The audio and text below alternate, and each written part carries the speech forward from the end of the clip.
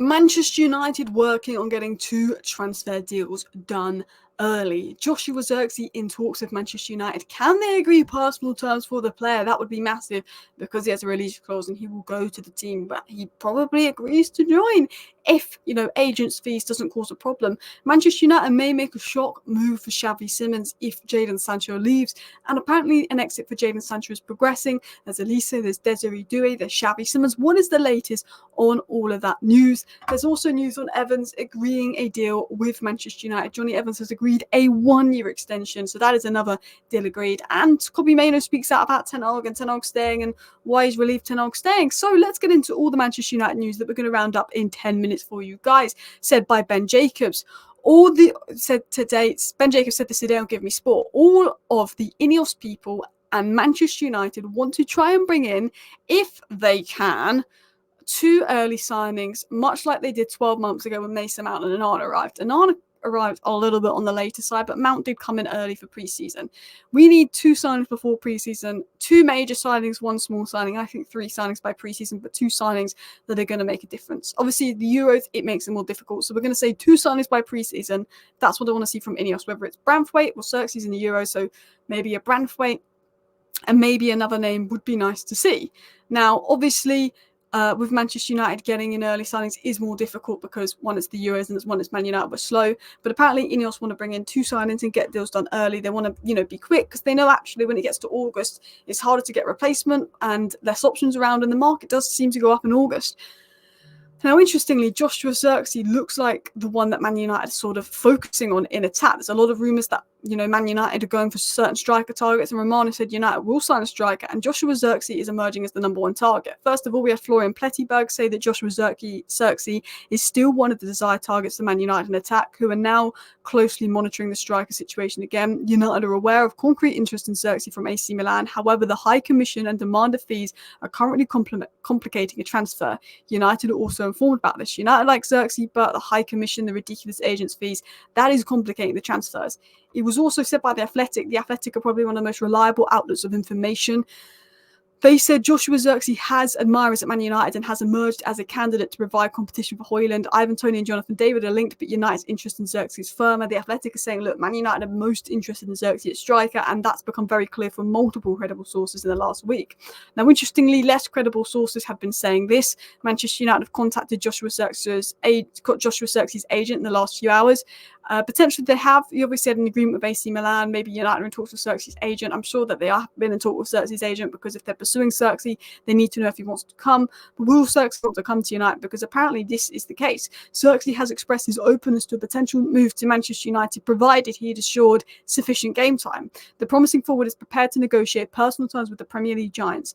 So this sort of saying that if Zirkzee's guaranteed game time, he would be open to United. There's rumours that he wants to stay in Italy. It's more about game time. If he's going to get game time, he would be ready to do personal terms and agree personal terms if he felt it was going to get game time. But we don't obviously want to take game time away from Højlund. It said that United are keen to finalise the deal, with Zirkzee being a top priority. However, the challenge remains agent fees, financial considerations, and competition from Milan. It could be a battle between Man United and Milan for Zirkzee. Does he want to stay in Italy? Maybe. But again, I think it's mostly around game time. Zirkzee is one of those where he just wants to play football. We're a bigger club than Milan, but our pool hasn't been as good in recent years. But United want Zirkzee, but there's talks going on. They could maybe agree personal terms, but again, it depends massively on agent fees and other things. One player we are looking at, and there's probably going to be big competition, and I've just spelled his name wrong in the title, it's only got 1 M in, is Xavi Simons. It was said if Jadon Sancho leaves the club, they are looking at targets for that position. United are discussing internally whether to make interest in Michael Elise more formal.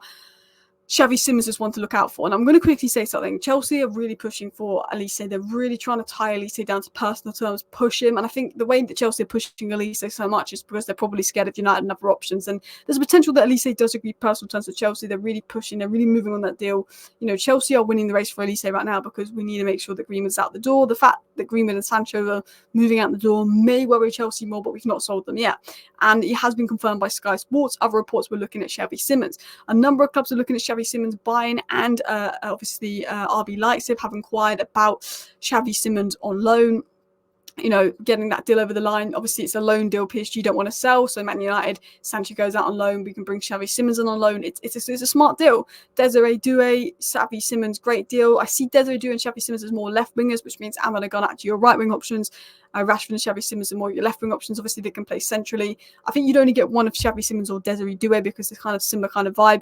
Really open for Xavi Simons. I want Elise. He is my first choice. If we don't get Elise, Xavi Simons or Desiree Doue would be great. I think I'd opt towards Desiree Doue because it would be permanent and we're taking in Xavi Simons for a year. But if there's not the funds there or allows us the funds to invest elsewhere, you could get a loan deal for Xavi Simons. And I mean, he's a great player. I'm not totally against that. It's definitely one to watch. But again, competition. I don't see Xavi Simons happening.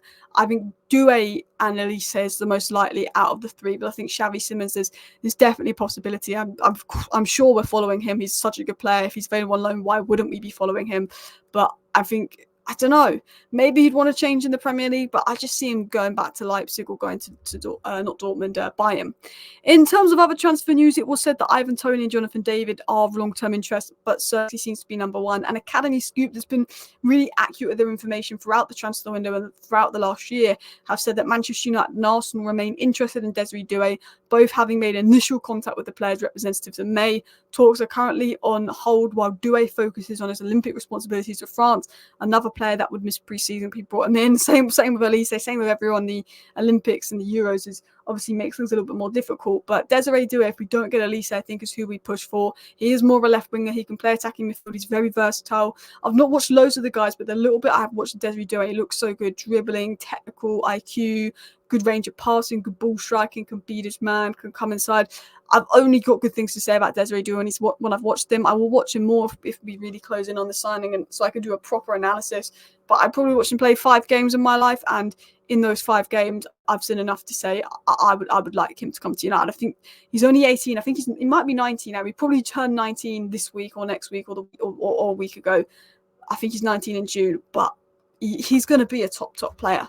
Going into more transfer news, Johnny Evans has agreed a new 1-year contract at United. Johnny Evans will be at United for 1 more year. It's annoying that Varane goes and Evans stays because Varane's the better player, but they get with the wages that Varane had to go and be offloaded. I get Johnny Evans is probably good in sense of he's not going to be on high wages. We're probably not going to play him if we get our centre-back targets in, and he can be there more for the mental side. And if we do need to play him, we know we can step up.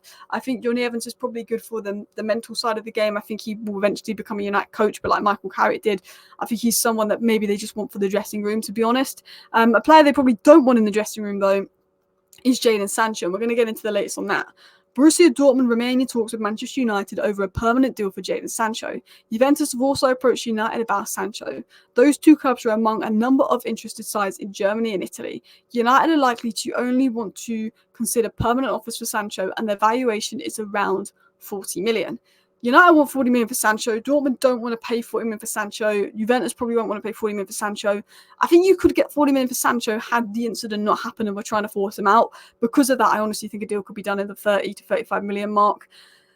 We don't really want to loan out Sancho. Other clubs, I think... do you know what I think the game is with Sancho? You can't come back to United. So if it gets to August 28th and United haven't got a permanent deal, they're going to have to set loan deals. And it's cheaper for clubs to have loan deals. So I feel like the teams that want Sancho are just going to wait out and try and get Sancho on loan.